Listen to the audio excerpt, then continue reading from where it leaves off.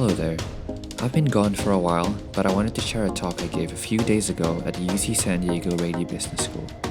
It's a really exciting time to be talking about blockchain and Web3, so I hope you enjoy it.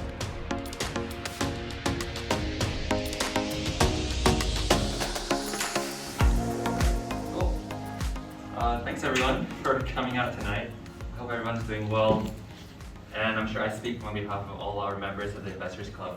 We're so excited to have our first in-person event. Just a gentle reminder that everything that I'll be discussing today it's not financial advice, but it's kind of an amalgamation of my learnings and a lot of online research that I've done. So what are all these terms up here? We'll try and dissect each and every one of them.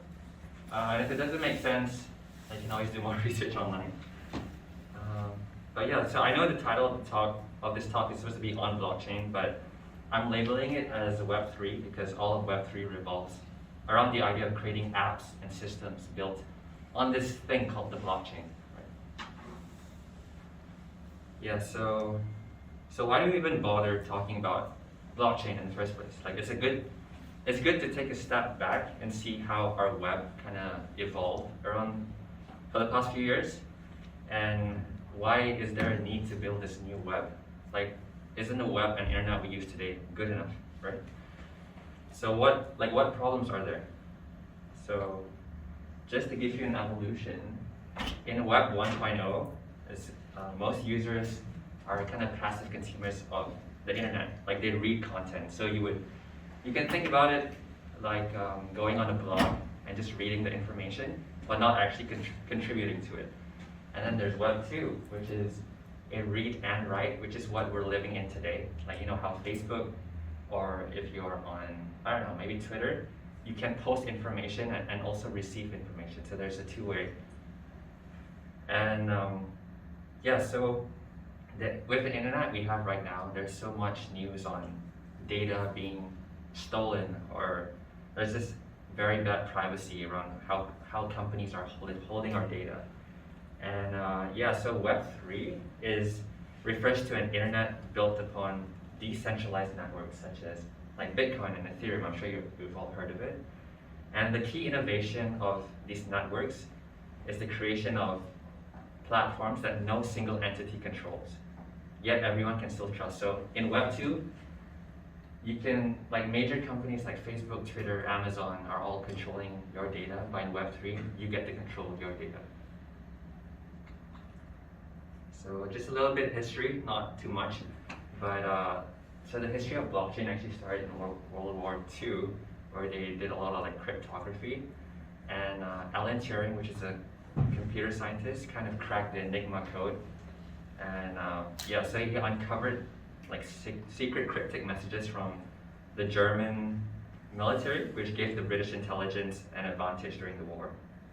And cryptography was primarily used for military purposes, but now it has evolved into something very different. Like, the keyword here is private. And then in 1990s, there's this group called the cypherpunks, which are a group of hackers that wanted freedom of the internet. They didn't want people to control their data, which is what we previously just talked about. And so they were tired of the government's power and ability to obstruct people's privacy as a means of oppression. And these two examples I wrote here, DigiCash and Hashcash, are actually some form of electronic currency that was used a long, long time ago. So the idea of this Bitcoin circulating right now is actually not that new. And in 2008, the Bitcoin white paper. A white paper is essentially the whole research or the fundamentals of what the blockchain paper is about, and it was written by this anonymous pseudonym called Satoshi Nakamoto. No one knows who he is until today. Like, some people said he might be Elon Musk, but we don't know. And so Bitcoin is an electronic payment based on cryptographic proof instead of trust. So what the heck is the blockchain, right? So instead of first defining what the blockchain is, I think it's important to understand what problem it solves in the first place. So imagine Joe is your best friend, and he is traveling overseas, and on his 5th day of his travels, he calls you and says, "Hey dude, I need some money. I kind of ran out of money." So, and then you reply to him. You reply to Joe saying, "Okay, I'll send some money straight to you." Right? And then in the next scene, so in order to send money to that person, what's the other person's name again? Right, it's you. So, So you then call your account manager and ask your account manager at the bank, and you say, "Hey, please transfer $1,000 from my account to Joe's account." And then your account manager checks your bank and sees if you have enough money in there. And if you do have enough, because let's say you're loaded with cash, the account manager makes an entry in the register, like in the photo, so it's like recorded there, right? And then once the account manager approves, says that, yeah, you have some money, you call Joe and you tell him that, yeah, I've transferred some money. And the next time Joe goes to the bank, he can just retrieve that 1,000. Yeah, very simple. So what just happened? Like, you and Joe both trusted the bank or the account manager to handle your money, to manage your money. Like, there's no movement of physical bills going from left to right because Joe is in another country, right? And yeah, or more precisely, an entry in the register that neither you or Joe controls or owns, like the account manager and the bank owns it. And that's actually a big problem with the current systems we have today. And I'll tell you why. So, can we actually trust the middleman? Like that guy in the pink suit. Like for years, we've depended on the middleman. And so just think of this like some potential scenarios. What if the register in which your transaction that you're sending to Joe, what if suddenly the bank caught on fire? What if by mistake your account manager sends $10,000 instead of $1,000, right? Or what if the account manager transferred cash to his own account and then he just disappeared forever? Yeah, so we can't really have a middleman kind of clowning around over here. So that's why we have to resort to other potential systems that could be useful. Like, this is where blockchain might be the answer to this problem.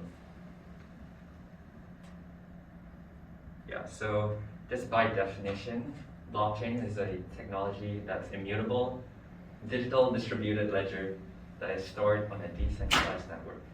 I know there's a lot to unpack there, but just some characteristics. If you think about blockchain, just remember kind of these 4 different characteristics. So the first one is distributed, meaning that data on the blockchain, like the transaction that you made to Joe, is stored on this ledger, on this public record that's broadcasted to everyone. So everyone can see it. Everyone can see that that transaction is made. And then the second thing is smart contracts. So smart contracts, you can think about it as coded agreements.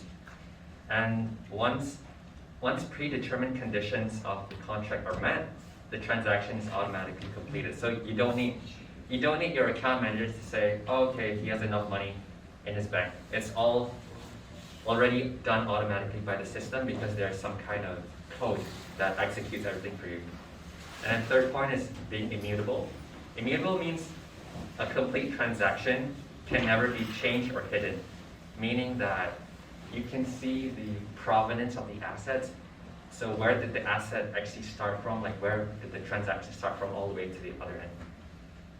And then fourth point is, of course, decentralized, which is the whole big word. And so this is like the biggest part about Web3 and blockchain, is that a decision on a blockchain is not controlled by one person, but a party of decision makers. Like, this is very important. And yeah, so I'm not going to bore you with all the mechanisms because even I don't really understand most of it. But yeah, I think we should have another session for that. I'll call a expert on the backend side. But yeah, so blockchain terms.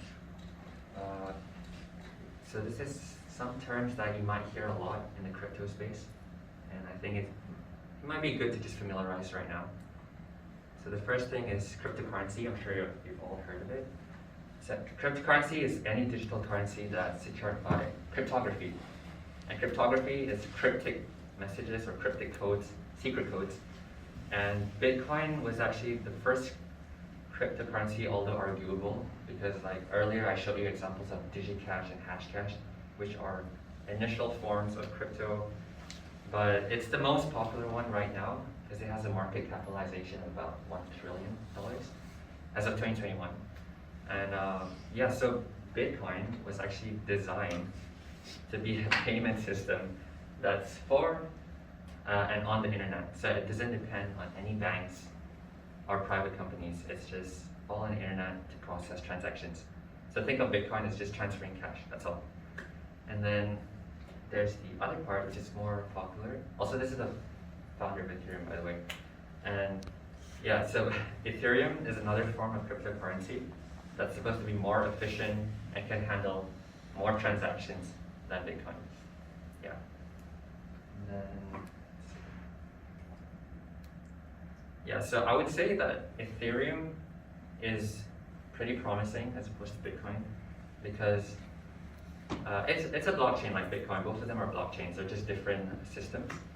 But the thing with Ethereum is that it's programmable, meaning that software engineers can create apps with Ethereum. They can build more systems on the network. On Bitcoin, it's just transferring cash, but Ethereum, you can kind of think of it like this new internet where you can build apps and just create a whole new world in it. Yeah. Yeah, so just to show you some use cases, I'm sure you've all heard of an NFT. So an NFT stands for non-fungible tokens. And sorry for the epilepsy, I should give epilepsy warning, but NFT is a digital certificate that proves your ownership over a digital asset.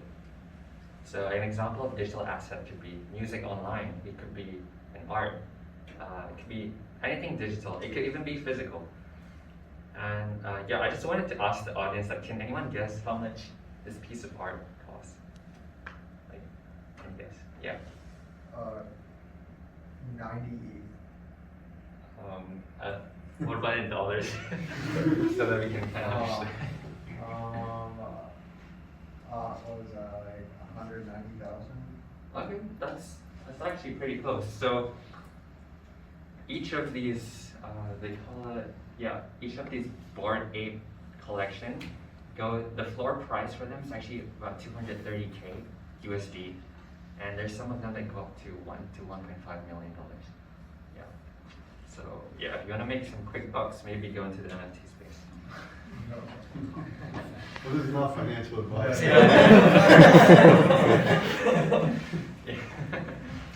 Yeah, so it's like, this is one person who summed it up really well. It's like having a deed signed to your name when you buy a house in the physical world.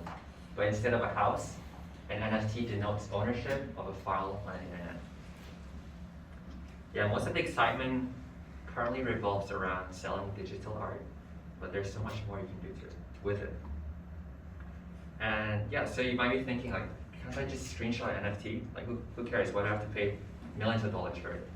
Like it's fair to think that NFTs have zero value since the assets are digital and you can screen record or you can screenshot it and save it for free.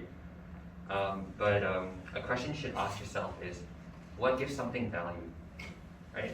Maybe it's scarcity, maybe it's provenance, meaning that where did it come from? What's its origin? Like, why is the Mona Lisa painting at the Louvre Museum so valuable, like in Paris? Like, why should I pay? So the price of the Mona Lisa is actually about 860 million, if I remember correctly, for a painting. Like, why should I pay that much if I can get a digital copy from Amazon, right?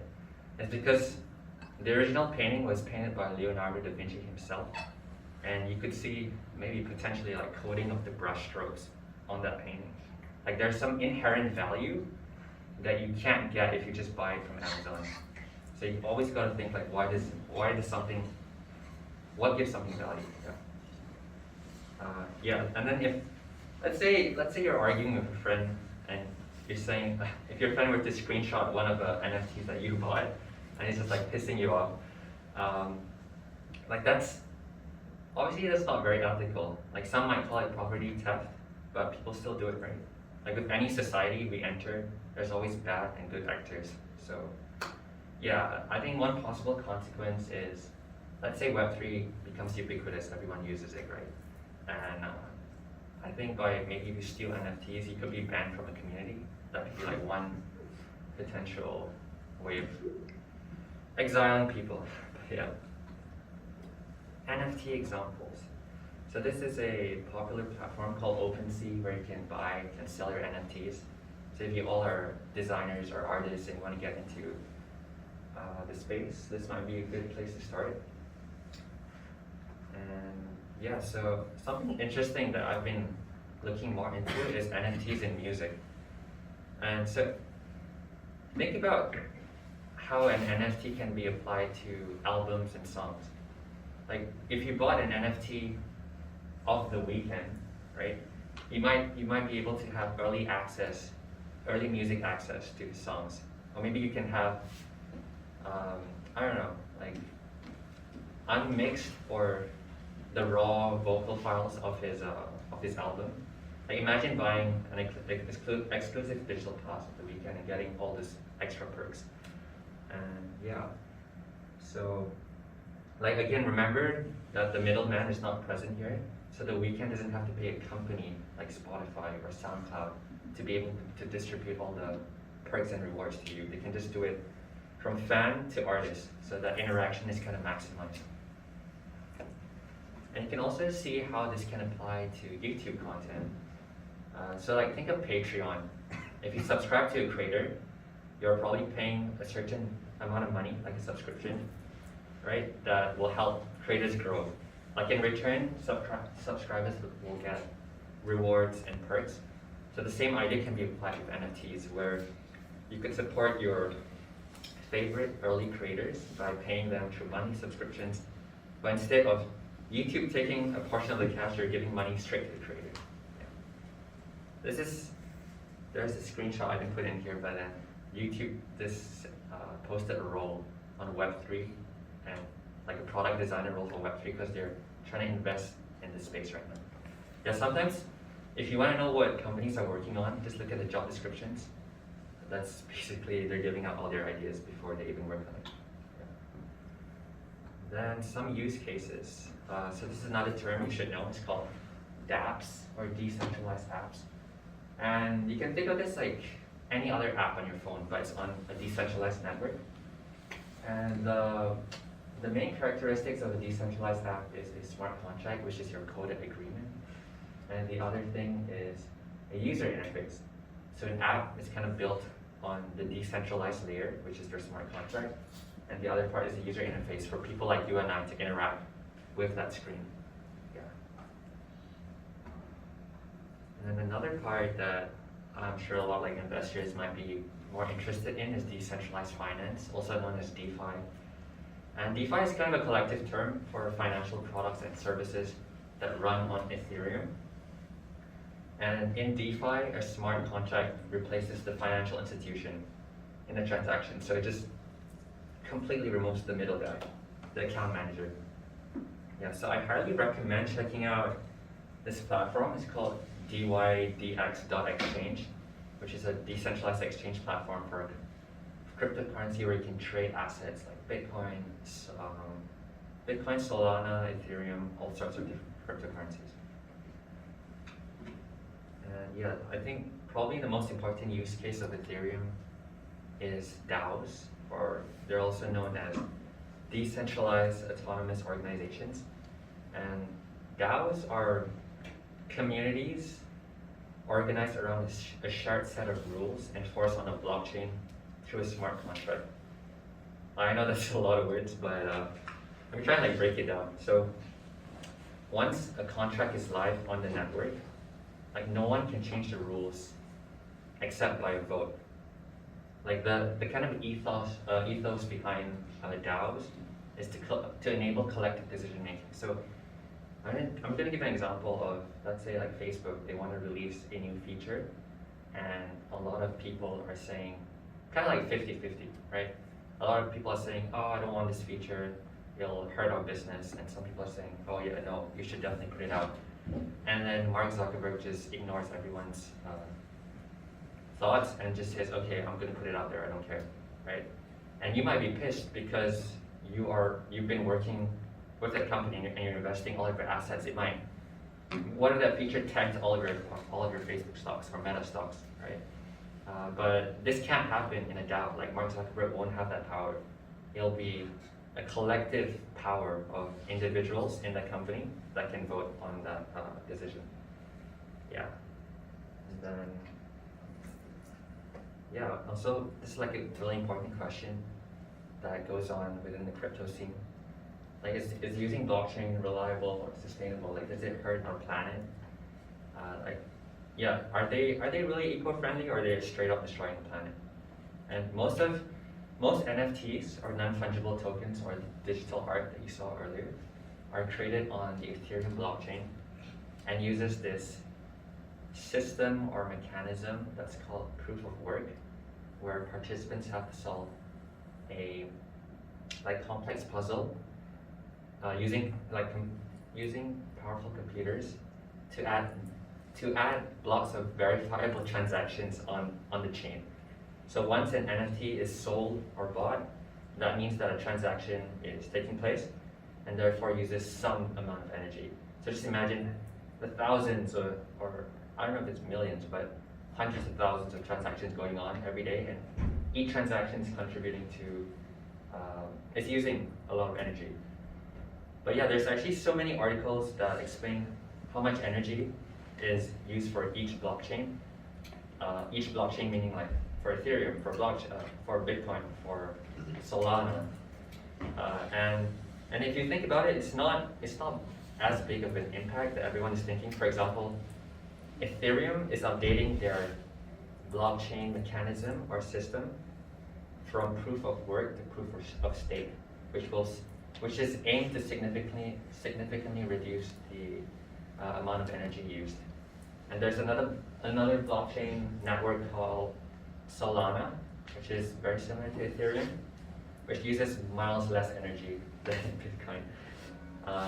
But yeah, so it still uses energy, but small amounts, and I don't think we should worry too much about it, because it's a really small factor when you consider everything together. Yeah.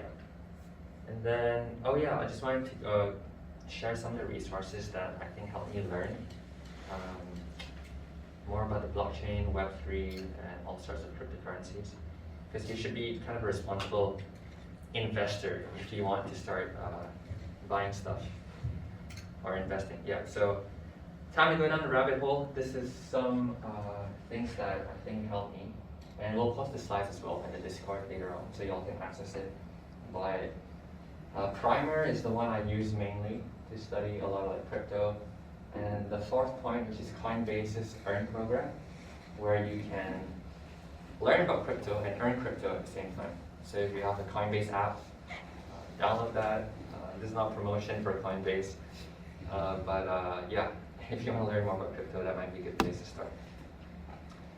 And yeah, so what does this mean for all of you? Like what I showed you today is just the potential applications you can use in blockchain. I know all of you are composed of different majors and all that. So some of you are designers, engineers, maybe politicians as well. There are all sorts of different roles. And I'm just saying that everyone is so important, and everyone should play a part in building this new internet.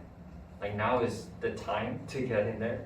So like with the number of decentralized apps and DAOs, those decentralized organizations, there will be a lot more tokens being introduced. Token meaning like Bitcoin, Ethereum, Solana. There'll be so many more. And yeah, I can just see how all of those different tokens will need a lot of individuals to help contribute and build the backbone for all these tokens. Yeah, so like my hope from this presentation is that you all can kind of take a piece of it. Like you don't have to understand everything. Like whatever you found interesting, try and dig and learn more about it, because this field is changing every single day.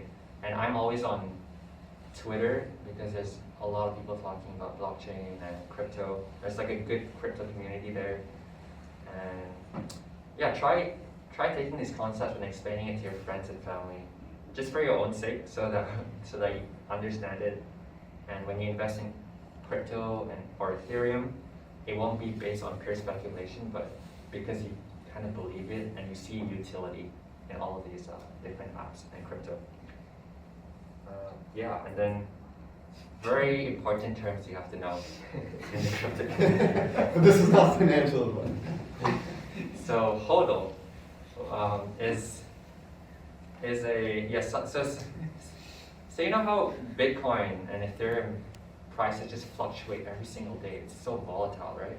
And I think the backstory of this is someone was drunk and they told their friend to hold on their cryptocurrencies and don't sell it. But instead they spelled it as HODL, which stands for hold on for dear life. So if you're investing in crypto and you see things fluctuating, just HODL. Yeah. They call themselves the HODL gang. Yeah. And then WAGME means we're all gonna make it, because in crypto it feels like we're all going to lose all our money every day. So HODL and WAGME, important terms to know. And then I see I started using all this as well in my LinkedIn posts, because it just seems like you're part of the crypto community. But yeah, these are just some terms to know. And then yeah, so does anyone understand this? If you understand this, you're ready for crypto. Yes, it just means in case you missed everything today, hold on for dear life to Ethereum, because we're all gonna make it. Yeah. Thank you.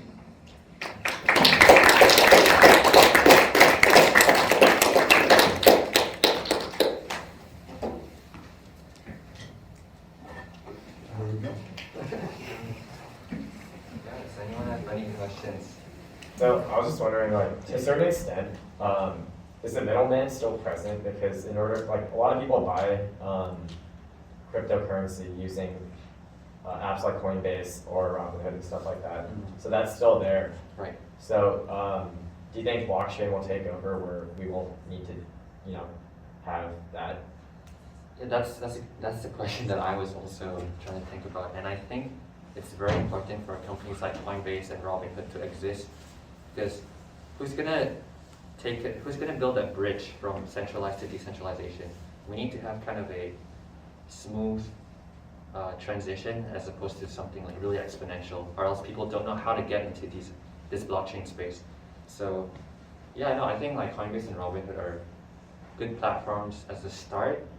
Maybe it's 30% or 40% decentralized, but it's an ideal state would be going all the way. Yeah, but I think we're slowly going there, because this Web3 is such a new space to be in, and I think we're in the early stages right now. Yeah. Yeah, I was just going to ask, if cryptocurrency does become as prevalent as we think it is going to be in the foreseeable future, what kind of a role, I guess, the central banks and the Federal Reserve and the government play into hand? I mean, since we know the Federal Reserve has such a big influence on our economy and the currency we use today, I mean, do they just pack up their bags and say, well, it was nice knowing you guys? That's a good question. That's why they're trying to control who centralizes or decentralizes all of these cryptocurrencies. Yeah. All right. To me, it would be interesting though if the government ever changed the tax system, because right now it's you pay cash for your taxes, but if they ever changed it to Bitcoin or Ethereum, that would give cryptocurrency all the credibility we need. But right now it's always in cash, and that's why a lot of economists talk about postmodern monetary theory, which is the theory that cash gets its value through taxes, and that's why we can't trade other commodities, because the government has made it so if you don't pay your taxes, you're gonna go to jail. So that's where cash gets its value. But it's interesting trying, with the Russia thing, if they did it in Bitcoin or Ethereum, they could not have to go through those. The sanctions that's being imposed, Yeah. would have one of the significant effect. even the Swiss put sanctions on Russia, and they're neutral. So everyone. Like, people use Bitcoin so they can do all these illegal transactions that wouldn't be watched over by the police, the FBI, you know, because it's private and traceable, you know. Yeah. The basis of that is that people have the power, that's why they can do that. But obviously we don't want to do that, so that's why DAOs, like those decentralized organizations, should help in regulating what to do, because a lot of people are saying, hey, you can't do that. Yeah. What's the advantages for you selling digital copy as opposed to physical? Yeah. That really depends on you and whoever values your art. Like, I can't speak too much of it because let's say like I didn't know you, right? And why would I even care about your art? Right? Why do people go to art galleries and pay millions of dollars? Like, why? Yeah. So it's kind of subjective as well. I was just gonna add on, I think part of it is also people are finding more value in things online now. So like, I'm sure you've heard that with the metaverse and everything, you could buy, or they're trying to make you buy property there, which is kind of interesting because, you know, obviously buying property in real life makes a little bit more sense because there's a limited amount of land, and you know that kind of gives it, you know, the scarcity aspect of it. But whereas if it's in the metaverse, you could just keep generating more, you know, virtual land or whatever it is over there. So I think, yeah, it's just an interesting transition that we're going through right now. Also, the Bored Ape collection that you saw earlier, there's the epilepsy slide. So, like I remember there's a conference in Denver. They had an Ethereum Denver conference, and only people who owned that NFT could get invited to parties. So sometimes you want to be part of something, right? Like you want to join a fraternity or sorority, you want to be part of something. So you might go to lengths to do that. It really depends on each situation. Thank you. Well, yeah, thank you all for coming out, and thank you.